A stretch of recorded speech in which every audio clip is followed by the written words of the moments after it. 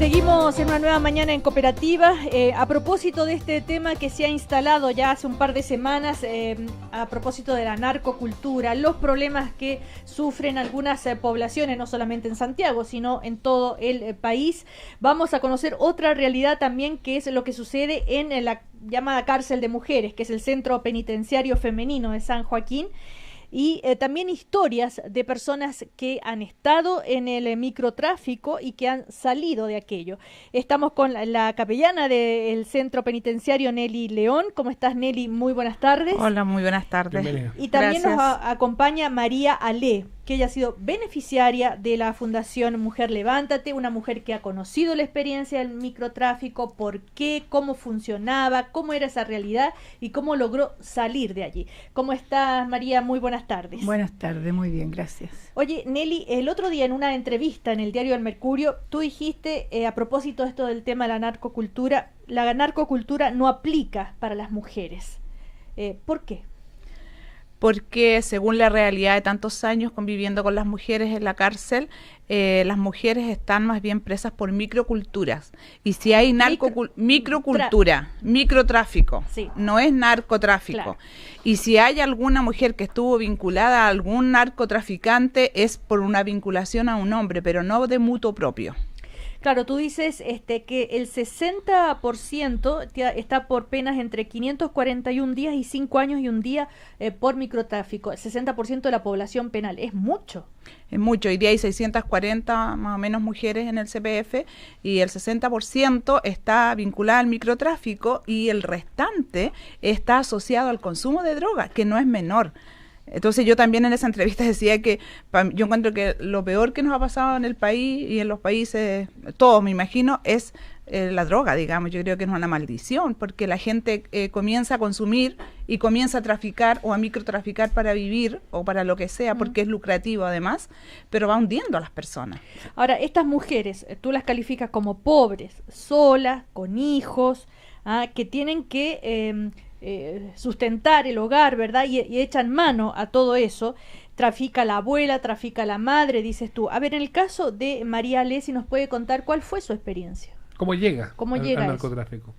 O al microtráfico. Bueno, yo llegué al microtráfico también por la necesidad de tener tantos niños jóvenes y no tener marido y tener que mantener niños y no tener educación porque nunca fui al colegio y eso. ¿Y cómo llega? ¿Cómo la contactan? ¿Usted los contacta? Me contactaron, sí. Cuando me ¿Cuál fue vieron la propuesta que le hicieron en ese minuto? Claro, me vieron que yo tenía necesidad, me dijeron, te pasamos esto y tú lo vendes y te vas a ganar tanto y enseñan un poco de cosas ahí ellos para poder sacar adelante el negocio. Ujú. ¿Cuánto tiempo estuviste antes de caer presa por primera vez? Antes de caer presa estaría unos 10 años. ¿Y cómo fue la vida durante esos 10 años? Bueno, durante esos 10 años yo gané dinero referente a la droga y viví bien, saqué a mis niños adelante y eso. ¿Y cómo se da la detención? Bueno, uno que se cuida en ese sentido cuando uno tiene hijos, se cuida que no quiere llegar a caer presa. Pero la gente siempre es envidiosa y maldadosa cuando la ven a uno que ha surgido rápido. Ujú. Entonces yo nunca me fui presa por mí, sino que porque, Te denunciaban. claro, Claro, Ahora, pero la tú- denuncia crees tú que era por envidia, sí. no por alguien que quería que no hubiera más narcotráfico en la No, zona. por eso. envidia. Ahora, pero respecto a tus hijos, tú dices, saqué a mis hijos adelante. ¿Ellos sabían de dónde venía el origen de estos recursos? No, nunca supieron mientras fueron chicos. Ajá. ¿Y no tenías miedo que ellos también fueran víctimas, por otro lado, no sé, de la droga? Sí, claro que ¿Y sí. no pasó? Sí pasó, de hecho, uno de ellos estuvo conmigo. En tu También última sentencia, en la última ella cayó sentencia. con uno de los hijos. Sí. Ujú. Claro, porque caíste para que conozcamos bien la historia, porque son importantes esos detalles. Estuviste presa, después recuperaste la libertad y volviste a estar en Sí. el tema. Estando con CPF. libertad condicional. Ujú. Ahora, cuando miras hacia atrás y esto que te recuperas, ¿no es cierto?, a través de la Fundación Mujer Levántate. Tú dirías, hay un arrepentimiento, una conciencia de que lo que hiciste no era lo mejor para ti y tu familia, o justificas por las necesidades. Bueno, a esta altura ya hay un arrepentimiento, porque yo no debía haber hecho eso. Ujú. Pero las circunstancias me llevaron a eso. Y ahora que veo a mis hijos que todos trabajan, que todos están bien, y yo estoy bien gracias a la Madre Nelly que me dio la oportunidad, me arrepiento. Ujú. Nelly, ¿cuáles son en general las experiencias ahí dentro de la cárcel? Tú las conoces bien a todas estas mujeres, tú dices trafica a la madre, trafica a la hija, incluso cuentas que hay abuelas que se autoinculpan para que la mamá no tenga que ir a la cárcel y pueda seguir haciéndose cargo de los niños. Quiero retomar un poquito lo que dijo la María con relación a esto de que por envidia existe la ley 20.000, que es la ley que Sí. permite a la persona denunciar a una para tener una menor pena. Y yo creo que eso se da mucho en el microtráfico. Claro, eso de la porque delación. es la delación compensada, Compensada. claro, porque yo delato a otro y yo tengo menos culpa, menos pena, qué sé yo. Eso por un lado. Y lo segundo, que habiendo esta cultura del microtráfico, hay muchas abuelas que una vez que han estado presas, tú sabes que quedan con sus antecedentes manchados. Por lo tanto, ellas saben muy bien que no pueden vincularse con gente que esté microtraficando en las poblaciones y llegan a la casa y la hija está en esas condiciones. Entonces la abuela, como tiene antecedentes, dice, no, la droga es mía porque no quiere que sus nietos vivan la misma experiencia que vivió su hija cuando ella estuvo presa, digamos. Uh-huh. Entonces, eso se da mucho. Yo, al escuchar a las mujeres, esto de me culpo porque no quiero que mis nietos queden solos en la calle. Justamente, escuchar las mujeres, tú conversas mucho con las internas, con las mujeres que están ahí detenidas por microtráfico. En general, ¿cuál es el denominador común? ¿Solamente la necesidad, la pobreza? Es la necesidad, la pobreza y la ambición. Porque yo no puedo decir que todos los pobres microtrafican, claro, o todos los pobres tienen que vivir de esto. Yo creo que hay pobres que sí, muchos pobres que trabajan dignamente, aunque sea vivan con un sueldo miserable, el sueldo mínimo. Pero yo creo que se junta esto de la falta de oportunidades, la falta de educación, el maltrato, el estar asociadas a una pareja microtraficante o narcotraficante y, entre comillas, la flojera, porque eso también, tú llegas, te encuentras con muchas mujeres, como dijo la Mari, no tienen estudio, no saben para qué son buenas, no saben cuáles son sus habilidades sociales, entonces no saben en qué trabajar, digamos. Uh-huh. ¿Te fijas? Entonces, claro, es re fácil vender en una esquina unos cuantos pitos que te reporta diariamente 100.000 o 200 o 300.000 pesos, que no es menor. Claro.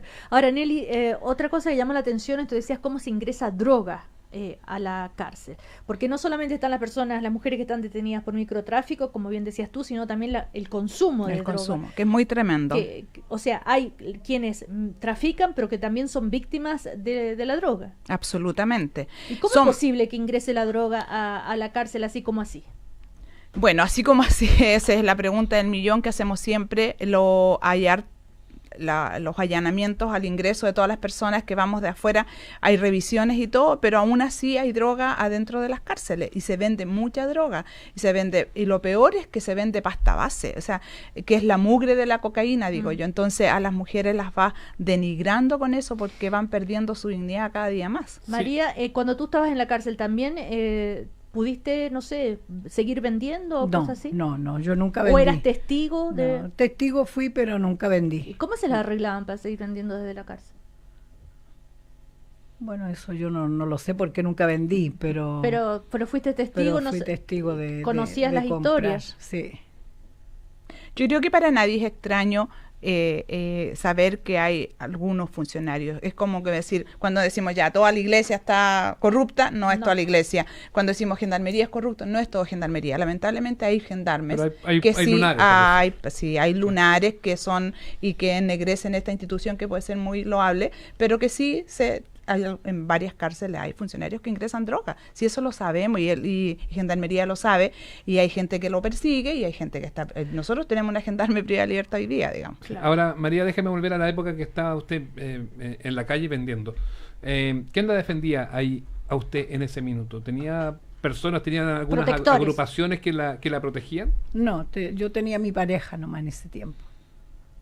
Que también estaba en el Claro, microtráfico, por sí. supuesto. ¿Y cómo entiende usted lo que se vive hoy por hoy en distintas poblaciones con esta gran cantidad de balaceras, este poder de fuego que se habla? Incluso que hace algunas semanas algunos pobladores de la Legua nos comentaban acá que se ha intensificado y se ha incrementado, que hoy por hoy ya no son armas comunes, sino que son armas pesadas las que tienen estos delincuentes. ¿Por qué cree que pasa esto? ¿Cómo consiguen esas armas? ¿Quiénes son estas personas? Bueno, yo en ese sentido yo no podría opinar porque resulta de que yo ya hace bastante tiempo que estoy retirada de esto y me escucho las noticias y me duele muchísimo tener que escuchar esto que está pasando. ¿En la época Pero suya no- no habían soldados? No. Ahora, ¿es verdad que la policía no se atreve a entrar? ¿Cómo falta inteligencia policial? ¿Cómo era en su época? ¿Cómo fiscalizaban? No sé, ¿cómo reprimían? ¿Cómo controlaban? La verdad que en esa época se vendía libremente casi. Sí. ¿De qué época estamos hablando? Y del... ¿Los años 90? 30 años atrás, Ujú. ¿Y en qué barrio? Los Nogales. ¿Y sigue viviendo usted en Los Nogales? No, ¿Por qué se fue? ¿Por temor? no, porque ya me detuvieron Ujú. y estuve tantos años ahí, entonces... ¿Cuántos años? La primera condena la tuve de 10. ¿Y fueron los 10 íntegros o se pudo coger a No, beneficio? me dieron beneficio a los 7 años, Ujú. ¿Y la segunda? de 8 ¿Y ahí tuvo beneficios también o no? también. Ujú. De hecho, todavía tú estás con beneficio, ¿no? Todavía estoy con beneficio. ¿Cuál es la sí. situación penal actual? Libertad condicional. Libertad condicional. Me dieron un beneficio que se llama el artículo 8º, que yo estaba reprimida de todo beneficio, pero como por la conducta y por el buen comportamiento que he tenido de trabajar, me dieron el artículo 8º, que ya no firmo más, pero yo cumplo mi condena en el 2019. ¿Su pareja? No tengo. Ya no. No. ¿Qué fue de la vida de él? No tengo idea, porque yo ya no me junto con nadie ni me mezclo con nadie porque no quiero saber nada de ese tema. Ujú. ¿Y de qué vive ahora? Yo trabajo en costura Ujú. Y tiene una pensión. y tengo mi pensión. Cuando vendía esta droga con el microtráfico, ¿vendía marihuana? No, cocaína. Cocaína. ¿Cómo era? O sea, golpeaban la puerta. No, uno se paraba en la esquina nomás y ya venían a comprar. Ajá. Desde la ventanilla del auto o caminando. Sí, ¿Quién o eran caminando. ¿Y quién era la mayoría de los clientes? Bueno, uno en realidad no los conoce quiénes son, No, en qué pero trabajan. Jóvenes, no. adultos, Mari, mujeres, jóvenes, hombres. Jóvenes, adultos, de todo, mujeres, hombres también. ¿Es verdad que vienen del barrio alto la Sí, población a comprar? Sí, Ujú. Y pago en efectivo. En y efectivo. Después usted iba y entregaba ese dinero al... pagaba lo que me habían fiado ¿Sí? y me volvían a dar. Ujú. Claro, Fiado de tenía, nuevo. tenía como una suerte de crédito con Claro, estos, sí, porque con estos cuando uno- proveedores. Cuando uno paga, le vuelven a pasar. Ujú. Y por supuesto ahí con un margen de ganancia, claro que Claro sí. que sí. Ah, ¿Nunca tuvo una situación de apremio durante ese periodo? No, Nunca. no, Que la hayan amenazado, que la hayan... no, y las dos veces cayó detenida por denuncia. por denuncia. Ujú. La Me segunda entregaron. vez. La segunda vez me entregaron de adentro ¿Cómo de adentro? de la cárcel. ¿Y cómo se dio eso? ¿Cómo se informaron ellos que seguía Porque traficando? la otra persona que traía el negocio estaba vinculada con una persona de adentro. Ujú. Y yo no sabía. ¿Qué le diría María a las autoridades, a todas las personas que se están tratando de solucionar este tema del microtráfico y lo que se ha llamado ahora la narcocultura y que ha ido creciendo?